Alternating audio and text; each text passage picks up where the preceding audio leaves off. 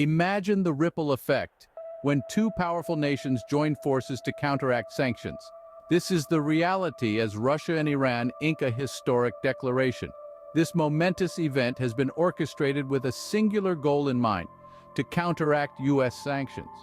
The man leading the charge from Russia is none other than Foreign Minister Sergei Lavrov, who has not shied away from expressing the significance of this move. According to him, this is a vital step to overcome what he terms as illegal sanctions. The stage for this high-stakes drama was set with the opening of talks between Lavrov and his Iranian counterpart, Foreign Minister Hossein Amir-Abdollahian. The dialogue between these two nations, both with their own distinct geopolitical complexities, is a testament to their shared goal. This declaration is seen as an important step in increasing coordinated efforts to cope with sanctions, which are often used as a substitute for diplomacy. Some might wonder, why Russia and Iran? Well, this partnership has a long history. For decades, Russia and Iran have formed what some experts describe as a partnership of convenience against Western powers. These two nations, despite the opposition they face, have found common ground in their shared disapproval of Western ideologies and sanctions. Over the years, this partnership has grown from mere convenience to a more profound bond. Despite an undercurrent of distrust that has occasionally surfaced, the relationship between Russia and Iran has deepened, solidifying their alliance. Russia's Defense Minister Sergei Shoigu, during his visit to Tehran, made a statement that underscores this evolving relationship. He proclaimed that the friendship between Russia and Iran has reached a new level, a testament to their growing bond. Despite some distrust, the bond between these two nations has strengthened, setting the stage for their united front against Western sanctions. This declaration isn't just a piece of paper, it's a bold statement that could reshape the geopolitical landscape.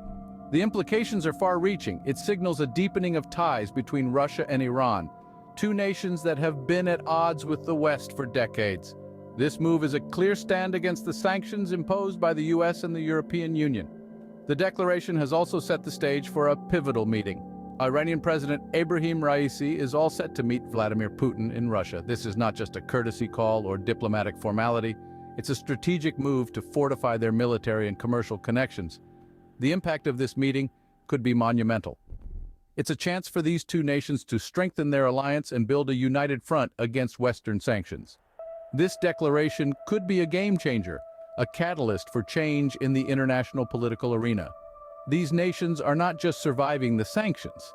They are finding ways to thrive, to grow stronger, and to assert their presence on the global stage. They are not backing down or buckling under pressure.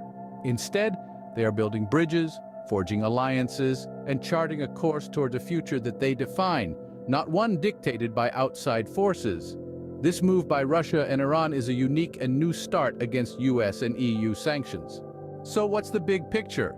How does this declaration stand to impact the global community?